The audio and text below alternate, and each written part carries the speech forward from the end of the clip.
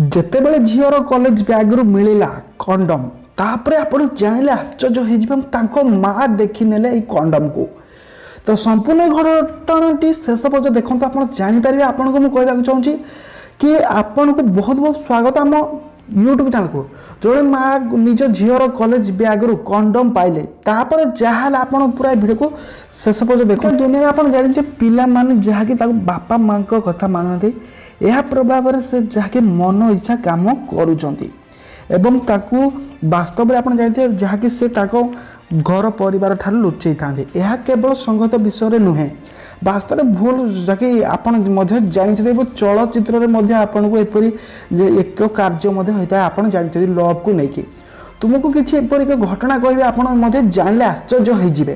ତ ସମ୍ପୂର୍ଣ୍ଣ ଘଟଣାଟି କହିବା ପୂର୍ବରୁ କହିବାକୁ ଚାହୁଁଛି, ଆପଣ କେବେ ଭାବିଛନ୍ତି କି ଜଣେ ମା ନିଜ ଝିଅ ବ୍ୟାଗ୍ରୁ ଯଦି କିଛି ଅପରଜାତୀୟ ଜିନିଷ ଯେପରିକି ତା ବୟସ ଅନୁଯାୟୀ ତା ବ୍ୟାଗ୍ରୁ ଯଦି କଣ୍ଡମ୍ ବାହାରିବ ତ ଆପଣ କ'ଣ କରିବେ? ତ ଚାଲନ୍ତୁ ଆପଣଙ୍କୁ କହିବି କି ଯଦି ଗୋଟିଏ ଝିଅର ଏଭରି ଏକ ତା ମା ଯାହାକି କିଛି ଜିନିଷ ଖୋଜୁ ପାଇଥିଲା କଣ୍ଡମ୍, ତ ଚାଲନ୍ତୁ କହିବି।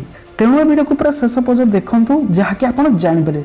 ତୁମେ ବହୁତ ଆଶ୍ଚର୍ଯ୍ୟ ମଧ୍ୟ ହେଇଯିବ। ଏପରି ଏକ ପରିସ୍ଥିତି ଯଦି ତୁମେ ଭାବୁଛ ଯଦି ଜଣେ ମା ନିଜ ଝିଅ ବ୍ୟାଗ୍ରୁ କଣ୍ଡମ୍ ପାଇଲେ ତାହେଲେ ତାର କ'ଣ ହେବ, କିଛି ପରିମାଣରେ ମଧ୍ୟ ଆପଣଙ୍କୁ ଆଶ୍ଚର୍ଯ୍ୟ ଲାଗୁଥିବ।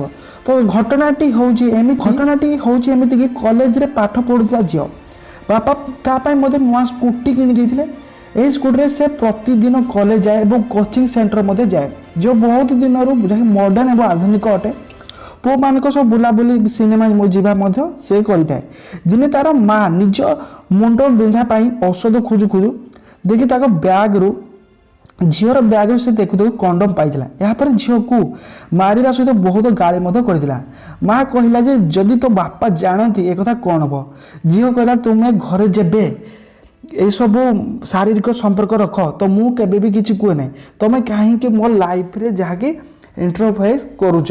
ତ ଏଠାରେ ମୁଁ ଯାହା ବି ଆପଣଙ୍କୁ କହିଲି କି ଏପରି ଏକ ଝିଅ କହିଲା, ସତରେ ବନ୍ଧୁଗଣ ଏଇ ଯୁଗରେ ଯାହାକି ଏପରି ଏକ ହେଇଗଲାଣି କି ଯାହା ବି ଆପଣ ଅନଲାଇନ୍ ଯୁଗ ଏବଂ ଅଶ୍ଳୀଳ ଫିଲ୍ମ ଯୁଗ ଯାହାକି ଏତେ ତଳକୁ ଝିଅ ଏବଂ ପୁଅ ଖସିଗଲାଣି, ଆପଣ ମଧ୍ୟ ଆଶ୍ଚର୍ଯ୍ୟ ହେଇଯାଉଥିବେ। ତ ଆପଣଙ୍କୁ ମୁଁ କହିଲି କି ଝିଅ କଲେଜ ବ୍ୟାଗ୍ରୁ ମିଳିଗଲା କଣ୍ଡମ୍ ଏବଂ ମା ଜାଣିଲା ପରେ ଝିଅ କ'ଣ ଜବାବ ଦେଲା। ତ ଆପଣ ସମ୍ପୂର୍ଣ୍ଣ ଡିଟେଲ୍ସ କହିଲି। ଭିଡ଼ିଓଟି ପସନ୍ଦ ଆସିଲେ ଲାଇକ୍ କରିବେ, ଚ୍ୟାନେଲକୁ ସବସ୍କ୍ରାଇବ୍ କରନ୍ତୁ ଓ ଘଣ୍ଟି ବଟନକୁ ନିହାତି ଦବାନ୍ତୁ।